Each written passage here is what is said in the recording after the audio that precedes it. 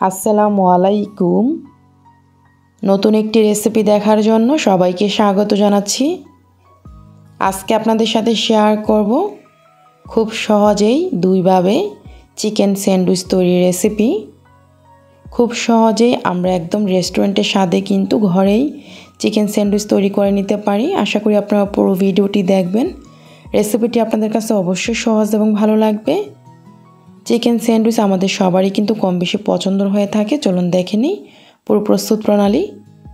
প্রথমে একটা হাঁড়িতে আমি এখানে 2 পিস হাড় ছাড়া মুরগির বুকের মাংস নিয়েছি, আর এখানে প্রায় 700 গ্রাম নিয়েছি। এখানে 1 চা চামচ রসুন বাটা, 1 চা চামচ আদা বাটা, হাফ চা চামচের চেয়ে সামান্য কম গোলমরিচ গুঁড়া, আর দিয়ে দিলাম এখানে সামান্য লবণ। আমি এখানে প্রায় 1.5 কাপের মতো পানি দিয়ে দিলাম। তারপর চুলাটা অন করে দিয়ে একটু নেড়ে মিশিয়ে নিয়েছি মশলাগুলো। ঢাকনা দিয়ে ঢেকে রেখে দিব। অপেক্ষা করছি 10 মিনিট। 10 মিনিট পর আমি উল্টিয়ে দিচ্ছি, আর উল্টিয়ে দিয়ে একদম পুরোপুরি সিদ্ধ হয়ে যাওয়া পর্যন্ত অপেক্ষা করছি।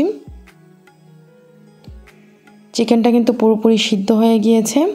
10 মিনিট পর মোট 20 মিনিট আমি সিদ্ধ করেছি, আর এভাবে উল্টিয়ে পাল্টে সিদ্ধ করে নিতে হবে। এখন পানিটা একদম পুরোপুরি শুকিয়ে নিব। পানিটা একদম পুরোপুরি চুলাটা আমি ফুল আঁচে রেখে প্রায় 5 মিনিটের মতো রেখেছিলাম। শুকিয়ে গিয়েছে, এই যে দেখুন ঠিক এরকম। এখন আমি এই চিকেনগুলোকে তুলে নিব। পানিটা কিন্তু ফেলে দেওয়া যাবে না, পানিটা এভাবে শুকিয়ে নিতে হবে। তো আমি এখন এই চিকেনগুলোকে তুলে তারপর একটা বলে নিয়ে নিলাম। আর চিকেনগুলোকে আমি এইভাবে কাঁটা চামচের সাহায্যে ছোট ছোট করে নিচ্ছি। আপনারা চাইলে একটা ছুরির সাহায্যেও ছোট ছোট করে কুচি করে নিতে পারেন। তো এইভাবে আমি সবগুলো চিকেন কুচি করে নিয়েছি। চিকেনগুলো যেহেতু এখনও গরম, তাই আমি কাঁটা চামচের সাহায্যেই সবগুলো কুচি করে নিলাম। আর ঠিক এরকম হবে। এখন কিন্তু এই চিকেনটা একদম ঠান্ডা হয়ে গিয়েছে। আমরা চিকেন স্যান্ডউইচ তৈরি করার জন্য এখানে কিছু ব্রেড নিয়েছি, আর ব্রেডের চারদিকের এই অংশটা আমি ফেলে দিচ্ছি। আপনারা চাইলে এই অংশটা রেখেও স্যান্ডউইচ তৈরি করতে পারেন। তো এইভাবে আমি সবগুলো ব্রেডের এই চারপাশের অংশটা কেটে ফেলে দিব।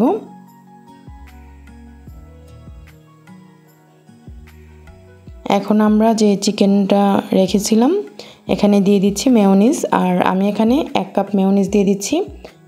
এই মেয়োনিজটা আমার ঘরেই তৈরি করা, ডিম ছাড়া যে মেয়োনিজটা তৈরি করা হয়, এই মেয়োনিজটা আমি আজকে এখানে নিয়েছি।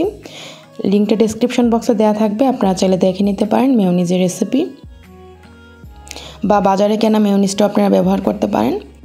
তারপর দিয়ে দিয়েছি এখানে 1 চিমটির চেয়ে সামান্য বেশি গোলমরিচ গুঁড়া।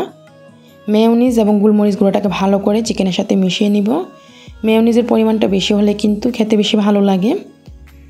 তো মেয়োনিজ এবং গোলমরিচ গুঁড়াটাকে ভালো করে মিশিয়ে নিয়েছি। মেশানোটা হয়ে গিয়েছে। এখন আমি দিয়ে দিব এখানে 2 টেবিল চামচ টমেটো সস। তারপর দিয়ে দিচ্ছি এখানে আধা কাপ শসা কুচি। দিয়ে দিব এখানে 1/4 কাপ গাজর কুচি, 1 টুকরো লেবুর রস।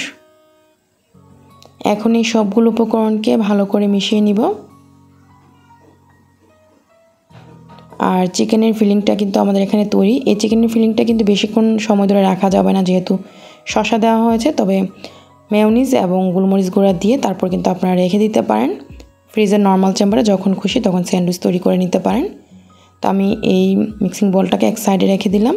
আর আমরা যে ব্রেডগুলো সাইডটা কেটে রেখেছিলাম, সেখান থেকে 1 পিস ব্রেড প্রথমে নিয়ে আমি এখানে 1 চা চামচ বাটার লাগিয়ে নিলাম।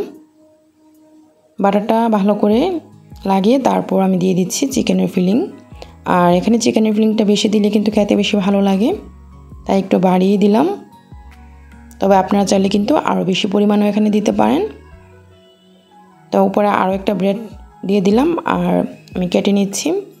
আমাদের এখানে কিন্তু চিকেন স্যান্ডউইচ তৈরি। আমি একভাবে আপনাদেরকে দেখালাম, আর এটা কিন্তু কীভাবে সংরক্ষণ করা যায় আমি আপনাদেরকে দেখিয়ে দিচ্ছি। এখানে আমি একটা র্যাপিং পেপার নিয়ে নিলাম, তারপর র্যাপিং পেপারে মুড়িয়ে নিচ্ছি। আর র্যাপিং পেপারে এভাবে ভালো করে মুড়িয়ে নিয়ে যে কোনো একটা বক্সে ভরে রেখে দিলে কিন্তু 2 থেকে 3 দিন পর্যন্ত ফ্রিজের নর্মাল চেম্বারে ভালো থাকবে। অবশ্যই র্যাপিং পেপারটা ভালো করে মুড়িয়ে নিতে হবে, যাতে ভিতরে কোনো বাতাস না যায়।